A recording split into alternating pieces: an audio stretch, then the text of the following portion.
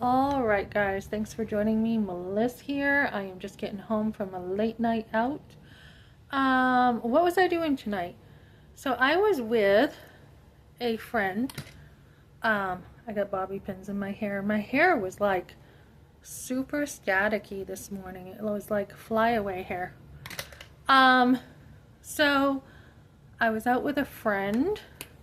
I was gonna go to the gym tonight, but I'm like, I'm just kind of worn out after working today. But see, fly away. So I was out with a friend, and oh, my son is texting me.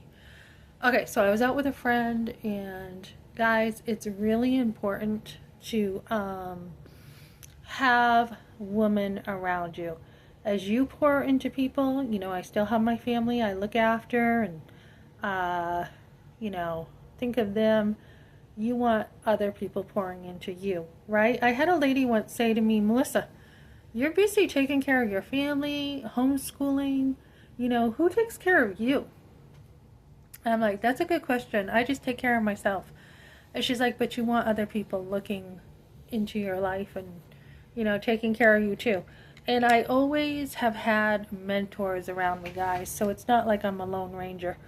It's just I am like an introvert, super majorly introvert, and then uh, that's my like main personality is an introvert, and I am also an extrovert. So I need both. I need time to myself, and I need time with others. So Sunday I was talking to a lady at church. I met her daughter. We were encouraging one another. I think she was encouraging me more than I was encouraging her. And today I met with someone that I had talked to about getting together with a Stevens ministry. I did this before, guys. When I first got here and my husband left, I cannot tell you how I had no words. I had absolutely no words for what he did to me. And so I went to a divorce care class, not just what he did to me, but what he did to my sons, our sons, and my sons. He hurt them pretty bad. So I had gone to a divorce care class, and I'm like, this is what happened. I couldn't even process. I could not even like tell my story very well. And so being around other people was so healing, guys. I mean, I saw mothers who just had a newborn baby and their husband left for another woman. I saw a woman with little kids and their husband left, and now they had to work and think about how they're going to take care of their little kids. And I thought, Melissa, you're so lucky that your kids were older. You got to do what you wanted. I got to be a mom. I got to homeschool. I got to, be a at-home mom, you know, even though I worked all the time. And at first it was hard for me to be home with my kids because I'm used to working. But I didn't just homeschool. I wanted to change their lives. I wanted to raise them up for God. So I'm like, Melissa, it could have been so much worse. So I walked away from there pretty thankful. And then I had, for a short time, signed up for a Stevens ministry. I never heard of it, with someone in a different church.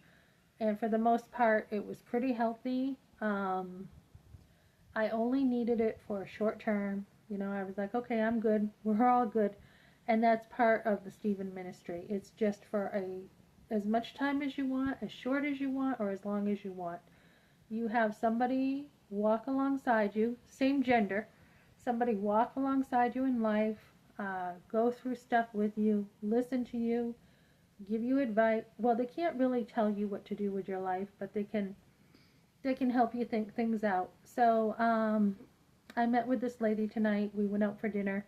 She treated me out for dinner, which that's right from God, because today I'm like, oh, I only have so much gas until I get paid.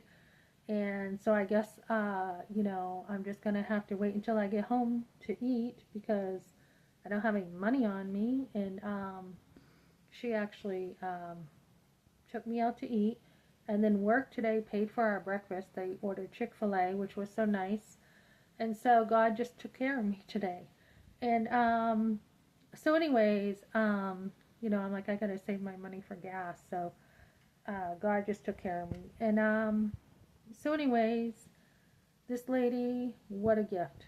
When someone else, not just financial guys, when people help you out financially, but when people take their time and they lay down their life for you, time is our most valuable thing, right? They don't, they volunteer and they're willing to lay down their life, and listen to you. It's just such an amazing thing. So, what I wanted help with tonight was to deal with things with my husband, or my ex-husband, I should say. Um, I've talked this out for the last 3.5 years, and so I'm like, I'm just starting to feel a lot of pressure. I don't know where it's coming from, but I'm feeling a lot of pressure, guys, to just get this right. Like, I am moving. It's not like because I'm moving I feel pressure. I mean, I have until June, but I'm like, I'm feeling like something is saying, get this right, Melissa. And I can't see what it is. I don't know if like I'm going to have a parent who's going to die soon, and I'm wondering, should I go back to New Hampshire and, try to see my parents who totally disowned me? Should I should I go back to New Hampshire by myself, like, and just live by myself in New Hampshire? And, the thing is, New Hampshire to me is my roots. I have a lot of memories in New Hampshire. They're my roots. But yet my husband is part of my roots, right? So if I go to New Hampshire, is there really going to be anything there for me without my husband, right? Or do I even need my husband? Because New Hampshire is also me. I'm New Hampshire. And so, when I got over here, when I was leaving for here, I had people in the church say, "Oh, you're gonna love New Hampshire. You're gonna love Colorado. You're gonna love Colorado. It's beautiful." I got here and I did not like Colorado.